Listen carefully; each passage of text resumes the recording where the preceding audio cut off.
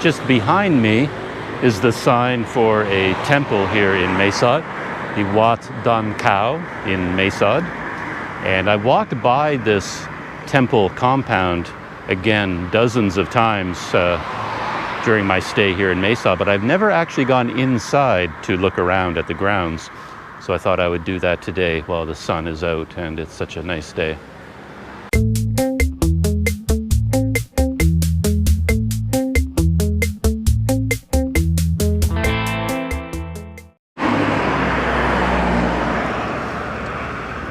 The temple is located out here on this busy highway that leads to Tesco and to the immigration office and then the Friendship Bridge into Myanmar. As always, those hills in the distance are inside Myanmar. And these are the guardian lions for this temple, standing on either side of the gate. And I think the name Don Kaew corresponds with the name of a village or a town or a district just behind here, because up ahead I've always seen this sign for the Don Kaew Cemetery, and I've always wondered what that was all about, whether there was something special about that cemetery. But they definitely have a very imposing and beautiful set of gates here to go into the temple grounds. And this is where my journeys have always stopped. But today, let's go inside and take a look around.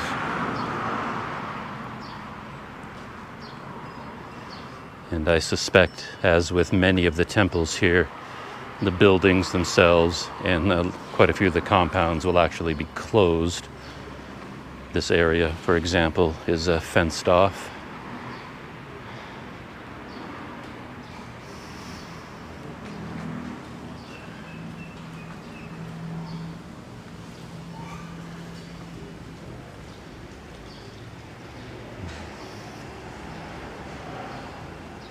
With most of these temples, what I find most interesting are the accommodation for the monks. These ones, they seem to be some relatively more modern structures. And then beside these two modern ones, there's a more traditional wooden structure. And another small one here, sort of in between modern and traditional. But it's interesting how many little displays of statues and fountains and items like that end up collecting around these accommodations for the monks.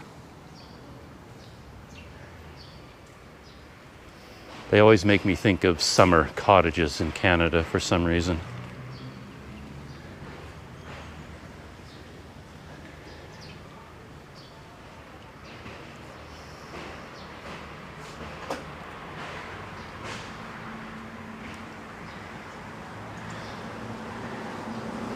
Thought I'd walk back here to the bell up on the tower.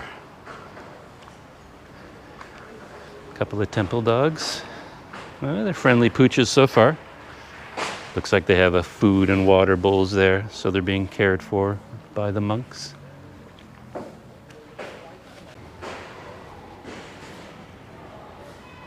Here is the bell tower. I'm just going to climb up just to take a look around.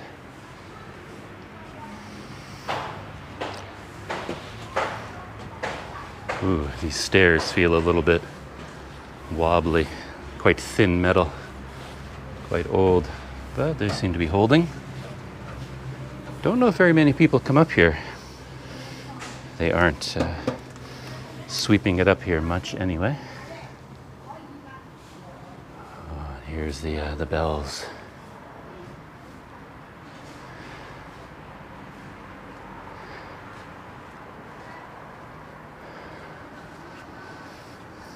Very interesting bell, this one here.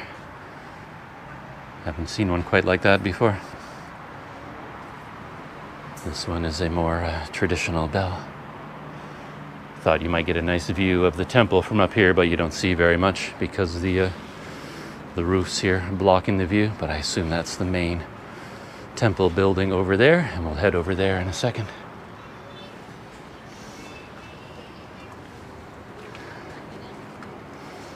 Oh, look at that little colony of like small accommodations for the monks. I think in another lifetime I could have been a monk, because I would be quite happy living in a little house like this. So I only say that in terms of living spaces, but I'm always very happy inside small places. Most of my life has been spent in tiny rooms, tiny apartments, and I think I would always choose a tiny place over a big one. Okay, let's head back down and see a little bit more of the temple compound.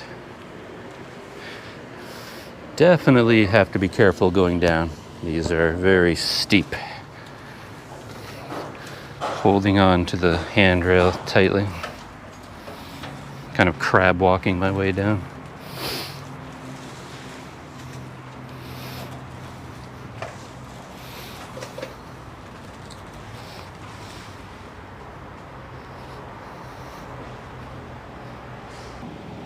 And these are something that I still find quite mysterious here in Mae Sot.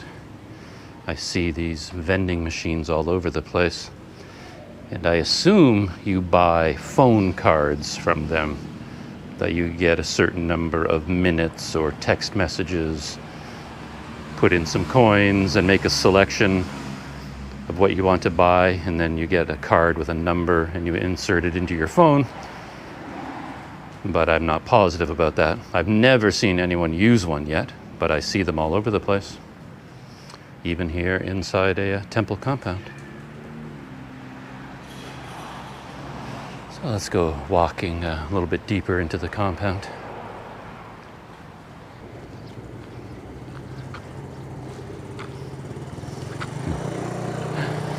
It's funny that a lot of the temples here in Mae Sot just end up being used as shortcuts.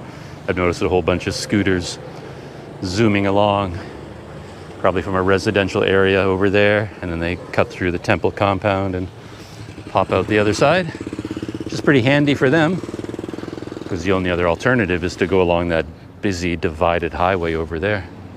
Oh, mirror time. Ah, okay, and this would be here for the scooters, of course, to be able to see what's coming around the corner. Ah, you get a very interesting view of the temple in that mirror as well. And there it is, right behind me. Boom. And again, the gates are closed, and the main temple building is closed to visitors at the moment. Perhaps it's open earlier in the morning. I'm not sure. I just have the sense that a lot of these temples are closed because of the pandemic and social distancing requirements. Wow, okay, there's a very nice building. I've commented about several temples here that the architecture strikes me as unusual, that they're very tall and yet quite narrow. And I'm not sure that I've seen that architecture before. Maybe I have, and I just kind of noticing it for the first time. But there's the larger building over here, and then right beside it, it's a much smaller one. But the small one has a very kind of dramatic quality to it because of its height and then its narrow structure.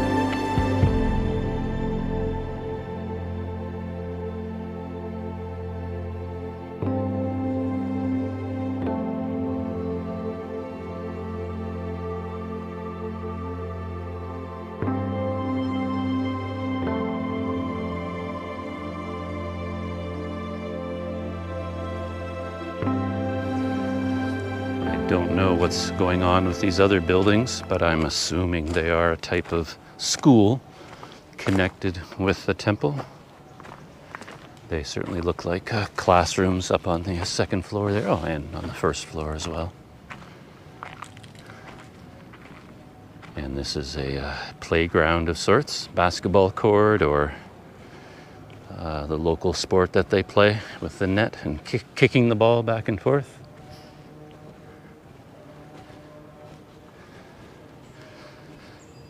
And we have quite an impressive Buddha figure here.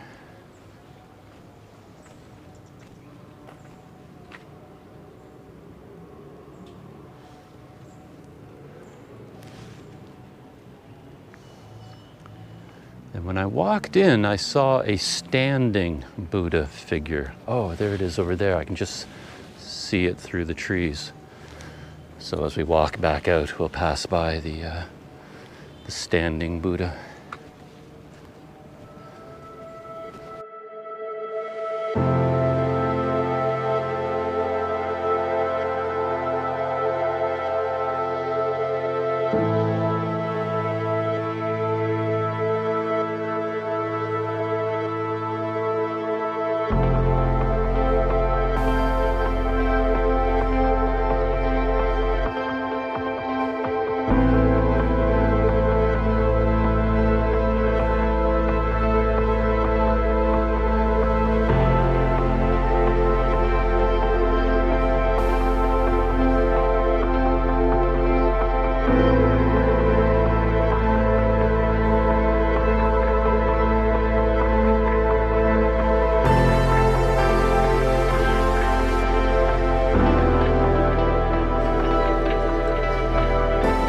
Getting close to the standing Buddha image that caught my eye. It's an interesting one because the feet of the Buddha are in motion, and I don't think I've seen that very often. I'm assuming it has meaning for this image, but this particular Buddha image could be walking forward, but most of the time you see the Buddha either seated or sort of standing still. And this one might be walking forward. You can see down at the bottom that the feet are in a stepping motion, which may or may not mean something.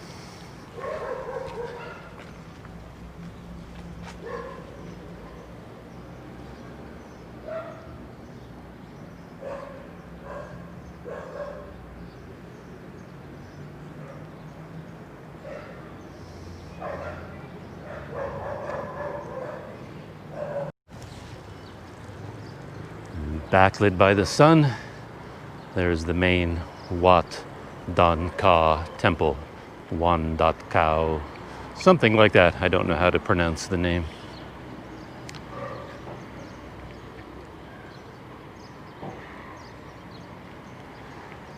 Let's take a closer look at this Buddha image before I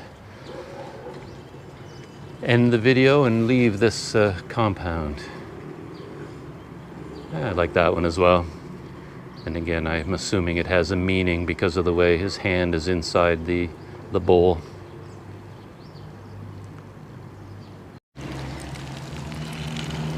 Just leaving the temple compound now. A last look at the standing Buddha image over there. From a distance, it looked quite a bit larger than it is in real life. But that's definitely my favorite part of this temple. I like that temple. I like that statue quite a bit. And we're back at the entrance gates. And we're going to head out the gates and back into Mae Sot.